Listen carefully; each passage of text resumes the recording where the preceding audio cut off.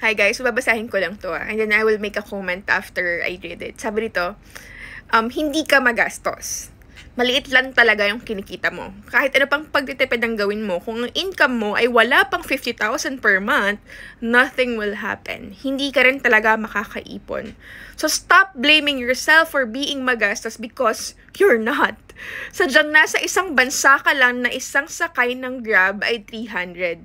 Isang baso ng Starbucks ay 200, Jollibee meal ay 150, tapos minimum wage ay 610.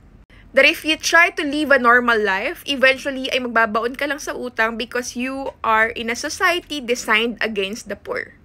That you should work hard every day para pumasok sa trabaho, umuwi sa bahay, pasok trabaho, uwi sa bahay, pasok trabaho, uwi sa bahay.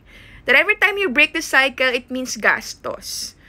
Bawat labas mo ay may katumbas na malaking halaga in proportion sa iyong kinikita.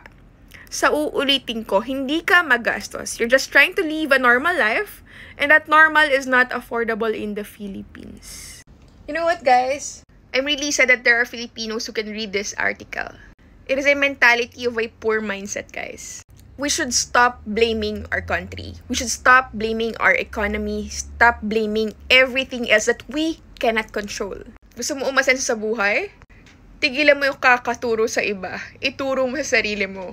Kasi alam mo, hindi mo kayang kontrolin yung buong ekonomiya ng Pilipinas, yung presidente, yung mga, kung sino mang politician dyan, yung mga nasa local government, yung mga ginagawa nila para sa mga mahihirap, or even yung minimum wage. Those are the things that you cannot control.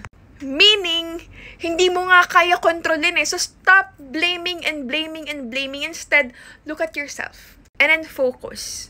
Ano ba yung mga kaya mong kontrolin? Di mo na mababago yung presyo ng Starbucks. Di mo rin mababago yung presyo ng Jollibee. Anong kaya mong baguhin? Sarili mo.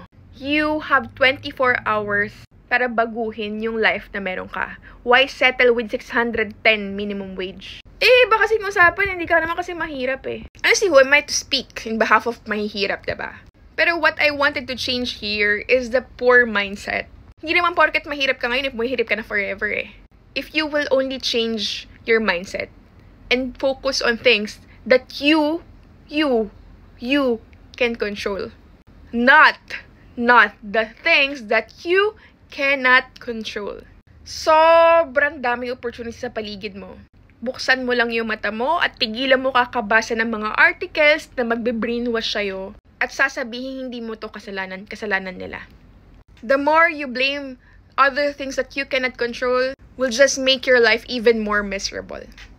Kasi dahil kahit naman pumunta ka ata sa ibang bansa, ang mahal din naman ng bilihin doon. So hindi naman ibig sabihin na dolyares ang kanilang kinikita, ang dami na nilang pera. So if you are asking anong sikreto ko sa clear skin ko, it's Unique Skin Retinol Repair Set which I use every night. So napakaganda nito kasi combo set na to. It has niacinamide, retinol serum, hyaluronic facial wash, and of course retinol toner. So if you want a youthful, clear skin, it's Retinol Repair Set ng Unique Skin.